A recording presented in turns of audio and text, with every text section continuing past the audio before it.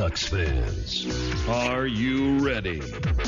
You are listening to the Ducks and Pucks podcast with your hosts, Mike Walters and Eddie Jones. This is the number one home for Anaheim Ducks talk and analysis. Here we go. Welcome back to the show. This is your host, Mike Walters, along with my co-host, Eddie Jones, and we're going to get you covered up on the last two games that the Ducks played against Nashville. Unfortunately, the Ducks lost both games, so we're going to recap those. We've got tons of fan questions and concerns to get to, so we'll discuss those as well. But going back, first of all, to game one, Eddie, the Ducks didn't play well in the game. They ended up losing this one 3-2. Nashville got on the board right away, 35 seconds into the game on a goal by James Neal. The Ducks did rebound, get a couple goals, and then they couldn't hold the lead, and they ended up losing this one 3-2.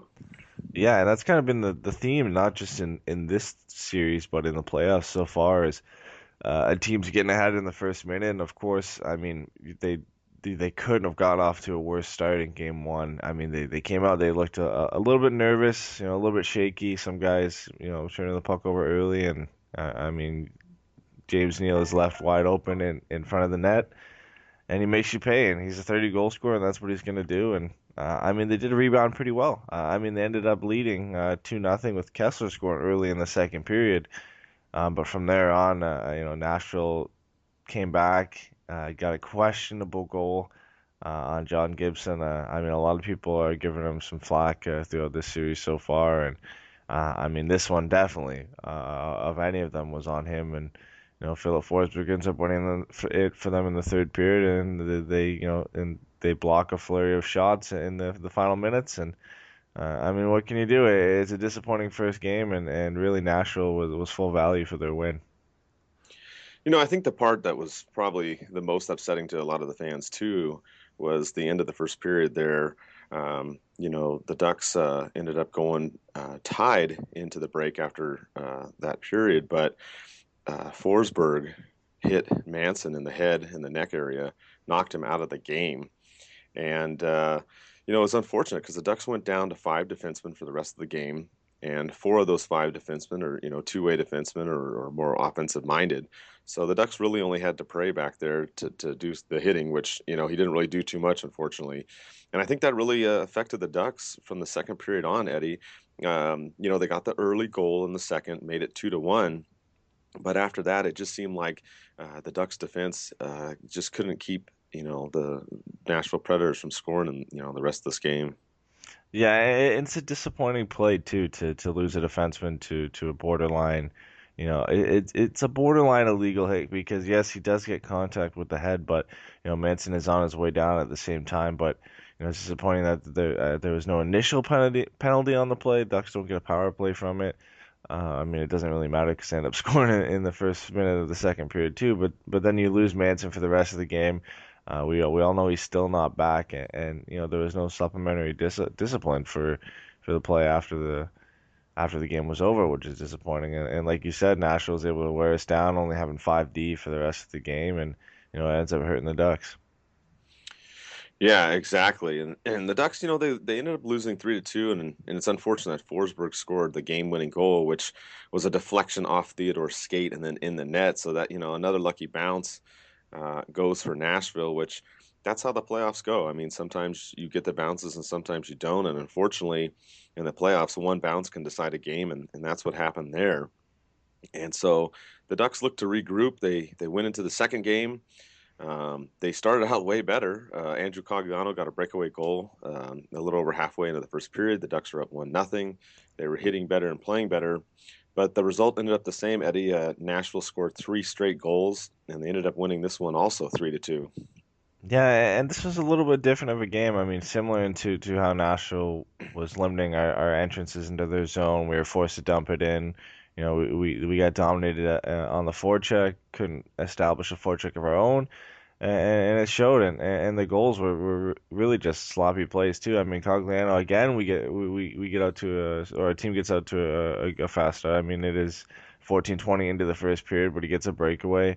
He finally finishes on a breakaway. I know there's a lot of skepticism when he gets on a breakaway if he's actually going to finish, but he has a nice finish on Pekka Rinne through the 5-hole. But like I said, from there on, Nashville scores 3 straight goals. I mean, Colin Wilson makes Dupre look like an idiot on the boards. Gets around him pretty easy, and Ekholm's alone in front and just shells it past Gibson. Craig Smith is alone in the slot as well. Philip Forsberg feeds it to him from behind the net and he scores. And Shea Weber gets three chances on the power play. I mean, a guy who has a shot like him, he gets 3 chances and he makes them pay. And from there on, they couldn't get back into it. Yeah, exactly. And I know a lot of fans, are upset about this game as far as the officiating went. We saw in the second period when Neal clipped Gibson and there was no call, and you saw Getzlaf go over to the refs and give them an earful. And after that, it seemed like the Ducks, they lost a little bit of composure. Maybe they took a couple penalties in the second period and weren't able to get back in the game until late in the third. A lot of people are upset about the non-calls in the game, and it's totally understandable. I mean, the way that it went from the second period on, it was just interesting to see Nashville get 5 power plays and the Ducks only get 1, which is unfortunate. But we'll talk about it more later with the fan questions. But I thought the Ducks handled it well. Maybe not initially; they seemed to get frustrated and took a couple of penalties. But they did try to rally in the third. They did get the goal to come back within 1. They just came up short again, Eddie, and I think frustration just kind of set in a little bit because you lose 2 games at home and you lose them both by 1 goal. Yeah, and games that they might have been able to steal from Nashville. I mean, Nashville did outplay them in both games. I think you'd find it hard for many Ducks fans to say otherwise, and that's the frustrating thing is, I mean, this is a team that came in, they didn't come in on a roll, but they've been so good since Christmas that you expected them to come in here into Honda Center and at least win one of the games, if not both. And battle it out. And this is the type of game that they'd like to play. And Nashville's beat them at their own game, and that's the frustrating part. And they can't seem to get anything going. Hopefully that the late goal in the third period in this one, gives them a little bit of momentum heading into Nashville today. And it's going to be interesting to see how they handle the crowd. Yeah, exactly. And before we get to the fan questions and all the concerns dealing with that, I just want to mention that this podcast is again sponsored by Sons of Hockey. Our buddy Josh over there does hockey shirts for all kinds of different teams. You can check him out at sonsofhockey.com. Also on Twitter at Sons of Hockey. So he's a good dude. We support him and he supports us. So check out his stuff. With that, going to the fan questions and obviously going into Nashville, the biggest concern, Eddie, as you kind of touched upon it, is, can the Ducks win this series? We had a few people asking those questions. We had Mike and Matt asking us that. And if you look at history, it's not totally against the Ducks. The Ducks can go in there and win. If you look at the recent 10 years of hockey, the Kings, if you all remember, they were down 3-0 to San Jose back in 2014, and they ended up going all the way. Boston was down 0-2 in the first round in 2011. They went all the way. You had Philly, who was down as well, 0-3 in 2010. They won the series and didn't go all the way, but they still came back. And then you also have Carolina, who was down 0-2 back in 2006, and they went all the way. So you got 3 teams that were down either 0-2 or 0-3 and won the series and went on to win the Stanley Cup in the last 10 years. So there's still some hope, Eddie. I mean, it's not out of the realm that the Ducks can do it, but today is a must win. Yeah, and it's never, you're never out of hope in a series, especially when you're the favorites coming in, and they've played so well, since Christmas, like I said. But I mean, it's a bad place to be. There's no question about that. You don't want to be down 2-0, and it's a difficult situation now to go into Nashville and have to win one. And really, you have to win game 3 because, like you said, you don't want to go down 3-0 because if you go down 3-0, you're in a position where now to get out into the next round, you have to pretty much be a part of history because there's only 4 teams that have ever come back from down 3-0. And recently there's only 2. I mean, in 2014, like you said, with the Kings, and in 2010 with the Flyers. And then if you want another one, it's way back in 1975 with the Islanders, and then 1942 with the Leafs. So it hasn't happened often. And really, I mean, getting yourself to 2-1 is a first step, and they just got to take every game at a time. Yeah, and to get that first win, some lineup changes are going to have to be made, and that's a majority of the questions and the concern that we got. We had Andrew and Matt asked about Anderson starting in Game 3. As we're recording this right now, the starter has not been announced. I'm sure it'll be announced right after because that's usually what happens with our podcast. But Eddie and I are both in agreement, and it may not be for the reasons that some of the fans are, but we do think that Anderson should start in Game 3. And it's not that Gibson played poorly in the first 2 games. I know a lot of people, unfortunately, have been harping on Gibson unnecessarily in the first 2 games. He hasn't played perfect, of course not, in the first 2, but the Ducks need to change momentum, and I think that change of momentum is going to come with Anderson going to net, Eddie. I think it'll help out and maybe change the tide. As I said, we're recording right now, so we don't know the starter, but we're hoping that that's going to be the case going into Game 3. Yeah, right now there is not much drastic changes you can make to really shake up the team and the locker room and anything. And like you said, you don't want to. I don't think Gibson is the main issue. I mean, a lot of people have been on his back. Honestly, I think only one of the 6 goals was his fault. The team has just played, terrible, for lack of a better word, on defense in the first 2 games, and they've created a lot of turnovers, and it's been a bad display by the defense, and maybe that's with a guy like Manson going out and not having BX in Game 1, and having to deal with a little bit of injuries here and there, but being able to put a new goalie in, maybe helping them out, getting them a little bit more confident back on defense, it will go far, and we'll have to see. I mean, we still don't know, as you said, who's going to start today. I think both of us would probably assume it's Anderson, but I mean, we'll have to see. And if he gets in there, it'll be interesting to see, how he starts after getting a shutout in his last game of the season. That'd be key right now.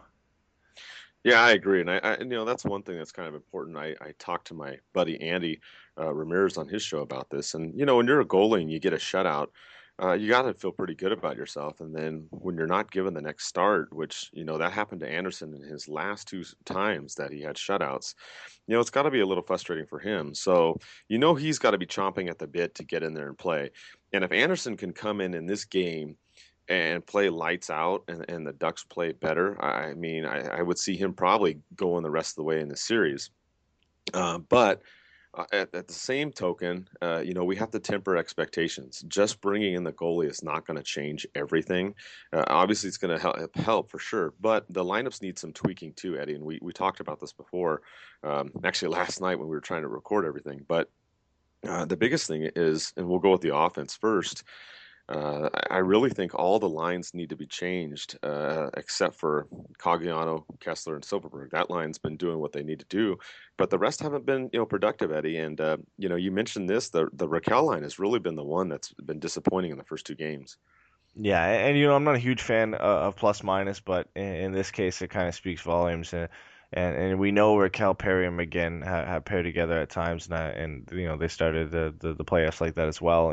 And right now they're the only 3 forwards on the Ducks who are minuses. Perry's a -3, McGinn is a -2, and I believe Raquel, he's a -3 as well. So I mean, that doesn't speak good for that line. And I know they haven't played together on every shift, and we've seen Raquel up with the Twins at times. We've seen McGinn on different lines. We've seen Perry on different lines. So I mean, they haven't been together all the time, but it's a disturbing stat. I mean, that's a line we rely on for offense, as well as Getzlaff's line, and they've kind of been stifled by this pressure, this relentless pressure that Nashville has came out with since the early seconds of Game 1 when it helped them get a goal and take the lead. So that's what the Ducks are gonna have to figure out, and if that's changing up the lines, if that's putting in a goalie, if that's spending hours and hours and hours looking at film trying to figure out how to break this down. I'm sure that's what they're doing, and we'll have to wait and see how they change the lines. We know it's Boudreaux, so probably there's going to be significant changes in every line except for Kessler, Cogliano, and Silverberg. That one always seems to be untouchable, so we'll have to wait and see what they do. Yeah, I agree, and I think this is one that we can throw out there. I mean, this may not happen, but a scenario is if they put the Twins back together with McGinn on one line, then you put Perron and Stewart with Raquel on one line, keep the Kessler line, and then you go down to the 4th line, You still have Thompson on that line, and maybe you bring in some of the guys that have been scratched. Maybe you bring in Santorelli, or maybe you bring in Horkoff. Both those guys haven't played in games 1 and 2. Wagner, has been in, and I mean, you all know that he's one of my favorite players, but he hasn't really been getting it done, unfortunately, in the first 2 games. So maybe you sit Wagner, bring one of those two guys in, or maybe both on that fourth line and get something going that way. That's just maybe some of the changes that the Ducks could maybe do for this game, Eddie. Yeah, I think right now you look at some of the players who've just come back, and Raquel and Perron, and Perron has played physical, but I mean he doesn't look up to the standard that he was before he went out, and of course nobody has looked as good as they should so far, but Raquel. He's not creating as much. I know he's not doesn't have as much space as he normally would, but I think maybe putting him on his own as on a line with Stuart Perron as being the lone guy who's going to have to create things on that line might help him get a little bit more confidence, and give him a little bit more freedom to do what he wants, instead of having to look for Perry. And I know they've been so good together so far, but I think right now, maybe giving him that extra freedom, that extra incentive to have to make plays will help him get his confidence back. And then obviously loading up on the first line with Getzlaf and Perry, if they can figure out this pressure for Nashville on how to get by it, I think they'll have a good they'll have a good game if they set up like that today. I think you're right. One of the biggest points on the offense, regardless, if there's lineup changes or or actual line combinations that are changed, is the fact that how the Ducks are entering the zone. If you notice, they're trying to do the dump and chase against Nashville, and it's not working. You have a goalie in Pecorine that's very mobile, can pass the puck well. He's getting to those loose pucks. You also have the defenseman for Nashville, which we said that they had the advantage in terms of who had the better defense. They've been getting to the loose pucks as well. So if the Ducks change personnel and the lines, what they still need to do regardless is get the puck in the zone, carry it in and get into it. Or if they are going to try and do those dumps, they got to get to the pucks much faster than the Nashville defense and Pecorine, because they're basically been wearing themselves out, Eddie, doing this dump and chase, trying to get in there, get the puck, and then Nashville's going back up the ice, and you can see it. It just hasn't been working in games 1 and 2. Yeah, and when Nashville gets up and dumps into our own zone, they win the puck battle down there too. So that that's obviously a big part of why they're up 2-0 right now. I mean, really the only area the Ducks have dominated is in the faceoff dot. And we said that was going to be a key thing in our initial podcast, and I think it would be if they were also winning the puck battles. We're so used to them, winning the faceoff, holding possession, and ultimately scoring a goal on the same play. And I mean, he's playing well, but he's giving up a lot of rebounds. And when the Ducks actually set up and get some chances on net, there's always a loose puck here and there around the net, and we're just waiting for them to be able to cash in on those chances. But I mean, you can only wait so long before you're down right now, down 2-0, before you're down 3-0, and you're packing your stuff and heading home. Yeah, agreed, Eddie. I mean, that's probably the biggest change, at least in the gameplay of the offense going into game 3. As far as the defense, we look at it. Manson's out. Most likely he's not going to be in this game. You had Bieksa come in game 2. Obviously, he added his snarl and grit in that game and did well. Another change I'd like to see on the defense, I don't know if it'll happen, but and I don't like to pick out single players. It's not my style. But if I had to pick out one guy that has really not played well in the defense, it's Simone Dupre. Unfortunately, he's been in a couple situations that resulted in goals for the Ducks in the first the first game, and also the second game actually. So he hasn't played well. I mean, I'd really like to see Stoner or Holzer come in. They both have nagging injuries, was the last word. So I don't know if they're both ready, but if either one of those guys can play, I'd really like to see them in the lineup, Eddie, because the Ducks really need some added, grit on the blue line.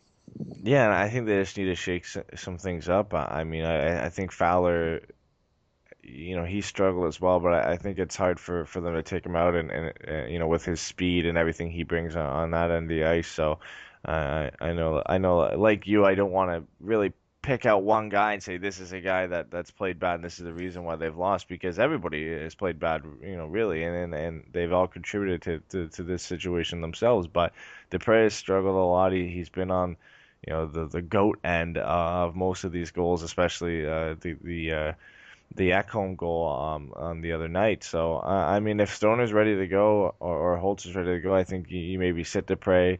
Let him calm down. Get himself back in game shape and get Stoner or Holzer in there and try and change things up. And I'm sure if Stoner gets in there, he's gonna fight somebody and get them pumped up. So we'll have to see if they're ready to go, and it's gonna be interesting to see how much the lineups change when we finally hear the starting lineup tonight. And you brought up a good point too, Eddie. I think the biggest thing, regardless who comes in and out in this game, is going at Nashville. And I don't mean getting frustrated and slashing them after a play or whatnot like that. But I mean, when you have a chance to take a guy into the glass, into the boards, you do it and you take him out. In the legal way. Don't try and run at him. And another player that could add to that is Garbett. I mean, you all remember the series against Dallas and the way that went down. And I'm not saying for him to, get unleashed like that. But, if they give him a little bit of room and let him do his thing a little bit, he can at least agitate, Pecorine maybe in front of the net. He can hit some of the guys harder and do things like that. Because, I mean, he really hasn't been as much of a factor either in terms of laying the body. And that's what the Ducks need to do. And it's not just him, it's the whole team. They really need to finish their checks. And I think if they can do that and also get in the crease and irritate Pecorine a little bit, I think they have better chance to win this game. Yeah, and that's a key part to their game and their success all season, and that's something we need to see them get back to. And I think you got to jump on Nashville right out of the gate in this game. I mean, like I said earlier, is the early goals in these playoffs seem to be on a regular basis. So I mean, if you can get out early, quiet the crowd, and it's going to be a raucous building. They've never been up 2-0 in a series, so they're going to be ready. But I mean, it's new territory for them, and I'm sure the Ducks are going to know that. They're going to jump out early, and we got to hope that they to a good start, go up 1-2-0 in the first period, and hold on from there. Yeah, that's a great point. That's one of our keys to the game. If you read our game preview today, is that the Ducks, need to score early and take the crowd out. Because trust me, the Nashville crowd is loud already, and with them being up 2-0, they're going to be even more loud and intense. So if the Ducks can score one or two early, it'll greatly help their chances in this game. One other question, or I guess real big concern, especially after game 2, Eddie, was the refereeing and how the Ducks are going to handle it going into game 3. Dr. Fowl, if you guys don't know, runs a podcast. He's at Fowl_talk on Twitter, and he's a funny guy. He's very off cuff, different kind of podcast, but we love him to death, and he supports us. He's a really funny dude. I see him at a lot of the games too, and he asked the question about should the Ducks blame the refs. Basically for the calls in the last game, or was that a catalyst for the Ducks not playing as well and eventually losing? And it's tough. I don't like to sit there and blame the refs. I mean, that's all of us are upset about what happened with the calls, and obviously the 5 power plays to 1 in the second game we could tell, but I don't think that's the reason why the Ducks lost. They still lost by a goal, and they could have at least tied or won that game. So I think it was more of a catalyst. I think the Ducks lost their cool a little bit, then regained it. And I think what they have to do going into game 3 is they got to beat Nashville with their game. They can't worry about fighting it out with the refs, because we've seen it in the past when Ducks play games and they get upset at the refs and get frustrated at the refs. It takes away from their mission, playing Ducks hockey and winning the game. So you can't control the refs. Obviously, there's going to be calls that they missed. I mean, there's calls that were missed against the Ducks too. I mean, not as many, especially in the second game, but that's just part of the human element of the game. And I know it's tough, because I've been in these situations where things happen, when you're playing a game and you get heated at the ref. And I'm not saying that it's not right, especially when Gibson got hit. Getzlaf had every right to go to the refs and tell them, look at what happened here. I mean, that play for sure. But in general, when certain hooks and slashes and things happen, you just got to go at them, and you got to play your game and stay focused. Yeah, and I mean, the refs were a big part of game 2. I mean, it was the big story on Twitter among Ducks fans for sure. And And it didn't help the situation, but by no means is that the reason that they lost the game. I mean, there was times when they had momentum, and then they didn't get a penalty, then they got called for a penalty, and it was more and more frustrating as it kept going on, and you're wondering, well, how is this how is this still happening, and really are the refs plotting against them tonight? But like you said, the players just got to put that behind them. I mean, there's nothing they can do about that. If that's going to happen, then that's going to happen. And they've got to fight through that. And they still had a chance in this game. And a power play would have helped, but you can't blame the rest for that. They got themselves in that 3-1 hole already. So it's going to be tough. And really, they've just got to go out and play their game, like you said, and not worry about all that stuff. Yeah, the only thing going back to actually it happened in game one at least once, but it happened twice in game two, and this kind of irritated me. Was twice there was icing called on Nashville, and they had the wrong personnel out on the ice. They had one player go to the bench and switch really quick. And what makes me mad about that is, to me, it is a form of cheating. You're caught on icing. Your five players got to stay out there, and you're trying to switch a guy and get a fresh guy out there when that's not the way the game's played. And what was more frustrating about that to me was both times the officials caught Nashville, made them switch the players, but did not penalize them. And that's where I do get a little heated, because that's a delay of game penalty right there, Eddie. I mean, they're trying to switch out players like that and not play a fair game. That's the only point that I just don't have any. I just don't have any. I don't know what's the word. I don't accept that behavior, basically. So that's the only part that I really didn't like. And Nashville pulled that at least 3 times in the first 2 games. Yeah, and unfortunately, that I don't believe that that's a rule that you can penalize a team for, and obviously that would be new territory for the refs. But I mean, I agree. You should get a warning the first time it happens, and the next time it happens, or any other time after that, it should be a delayed game penalty. I mean, it's technically it's the definition of a delayed game penalty. You're out there to delaying the game if you get caught, and you're trying to get more time for the guys on the ice. You're trying to get guys who are less tired on the ice, and you're going against the rules, and putting guys on the bench who should be on the ice on an icing call. So I agree with you. It is a form of cheating. It's always technically happened, and I guess it's never really been an issue for the league to look into or the refs to look into. But it's something they could definitely change in the long run. Yeah, it's just frustrating because they were caught twice and nothing happened. But hopefully the refs will be on that, going forward in this series.